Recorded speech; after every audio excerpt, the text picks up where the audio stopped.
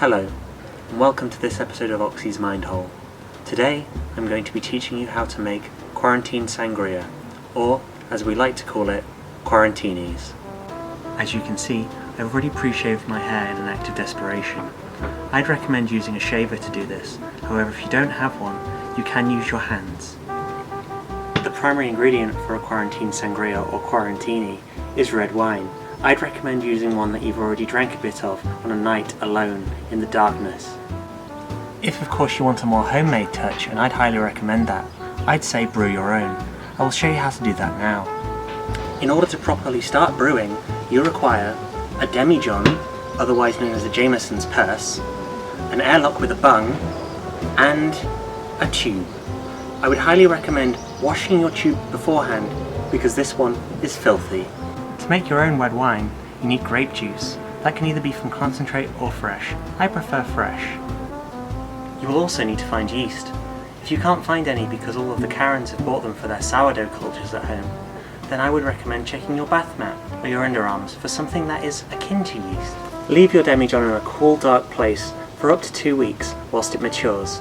Then use your stringy thingy in order to siphon out the wine into several bottles, and eventually you'll end up with delicious wine.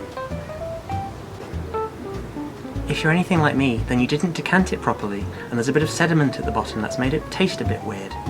It's perfect for quarantine sangria. Oh, a handy jug.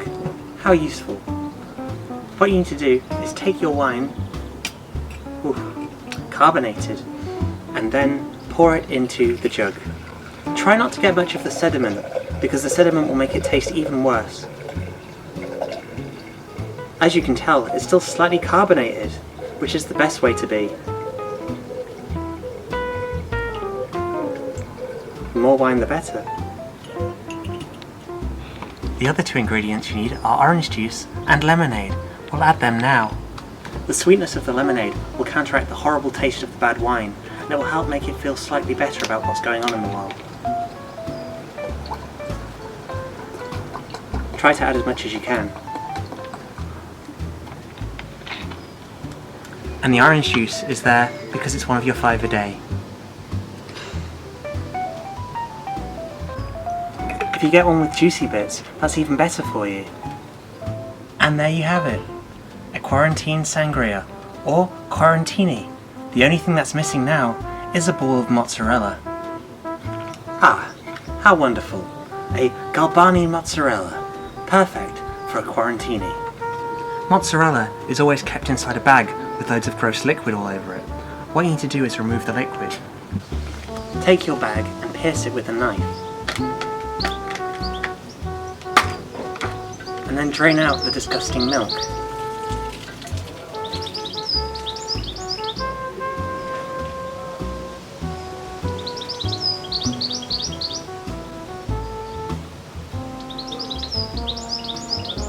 Free the mozzarella from its prison and place it on the plate. Caress it gently. It's important to make sure that your mozzarella is caressed because it's beautiful and pure. And finally, the most important bit is to eat the mozzarella and try and forget about everything that's going on in the world.